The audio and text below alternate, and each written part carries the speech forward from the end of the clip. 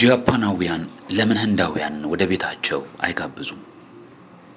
በጃፓን ከአንድ ዓመት በላይ የኖረ አንድ ህንዳዊ አንድ እንግዳ ነገር አስተዋለ። የጃፓን ጓደኞቹ ትሁትና አጋዥ ቢሆኑም አንዳቸውም እንኳን ወደ ቤታቸው ጋብዘውት አያውቁም። ለአንድ ሲኒ ሻይ እንኳን። ነገሩ ግራ ገብቶትና ስሜቱን ጎርቶት በመጨረሻም ከአንድ ጃፓናዊ ጓደኛው ለምን እንዲህ እንደሆነ ጠየቀው። ጓደኛውም ከረጅም ጸጥታ በኋላ እንዲህ ሲል መለሰለት። እኛ የህንድ ታሪክ ተምረናል፣ ለተነሳሽነት ሳይሆን እንደ ማስጠንቀቂያ። ህንዳዊው በከፍተኛ መደነቅ ማስጠንቀቂያ?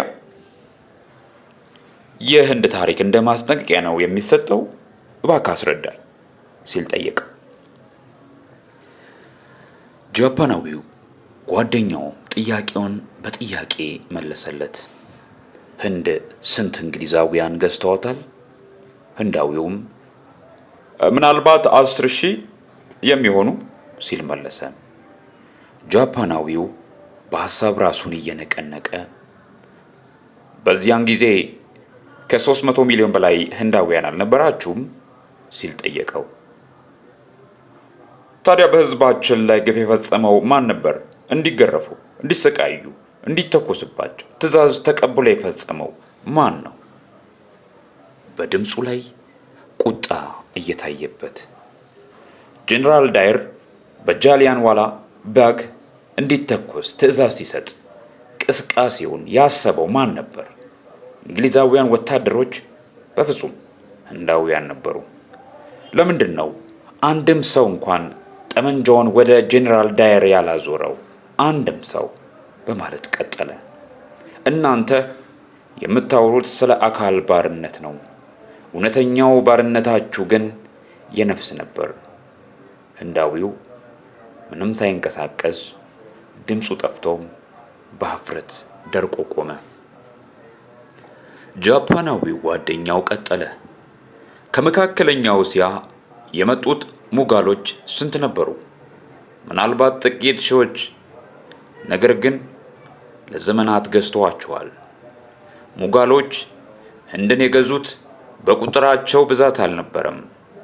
የራሳቸው ህዝብ ነበር ለእነሱ የሰገደው፣ የታዘዘው፣ ወገኑን የከዳው፣ ለሙጋሎችም ታማኝነቱን ያሳየው። ይህም ወይ በህይወት ለመትረፍ አሊያም ለጥቂት የብር ሳንቲሞች ነበር። የራሳቸው ህዝብ ሃይማኖቱን ቀየረ። እህቶቻቸውንና ሴቶች ልጆቻቸውን ለሙጋሎች በጋብቻ ሰጡ። ጀግኖቻቸውን ለእንግሊዞች አሳልፎ የሰጠው የራሳቸው ህዝብ ነው። ቻንድራ ሼካር አዛድን የከዳው ማን ነው? በአልፍሬድ ፓርክ መደበቁን ለእንግሊዞች ያሳወቀው ማን ነው? አገር ወዳድነን ይሉ የነበሩ ሰዎች ጋንዲና ኔህሩን ጨምሮ ሳይፈቅዱ ባጋት ሲንግ በቀላሉ ተገደለ። እናንተ ህንዳውያን የውጭ ጠላት አያስፈልጋችሁም። የራሳችሁ ሰዎች ለስልጣን፣ ለሹመትና ለግል ጥቅም ሲሉ በተደጋጋሚ ከዳችኋል። ለዚህ ነው ከህንዳውያን ራሳችንን የምናርቀው።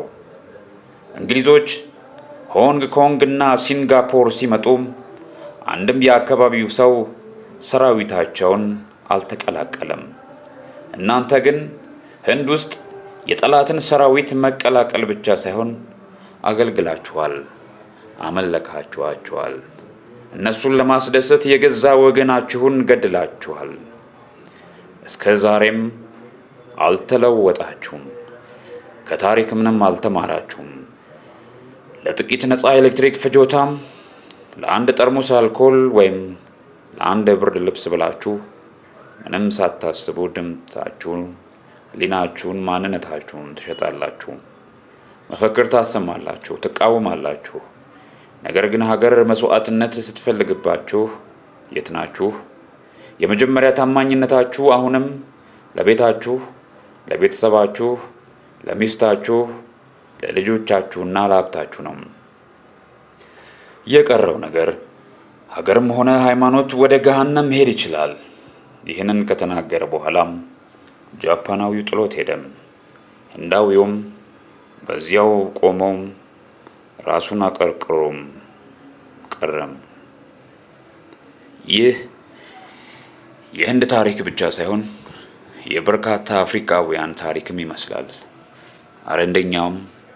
እንደውም ወደኛው ህዝብም ጎራ ሊል ይችላል።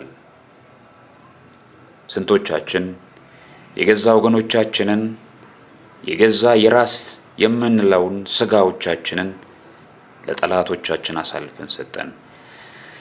ስንቶቻችን በህብረት ቆመን ልንቋቋመው የምንችለውን ልናልፈው የምንችለውን ልንመክተው የምንችለውን ነገር ተፍረክርከን ራሳችንን ለጠላት አሳልፈን ሰጠን?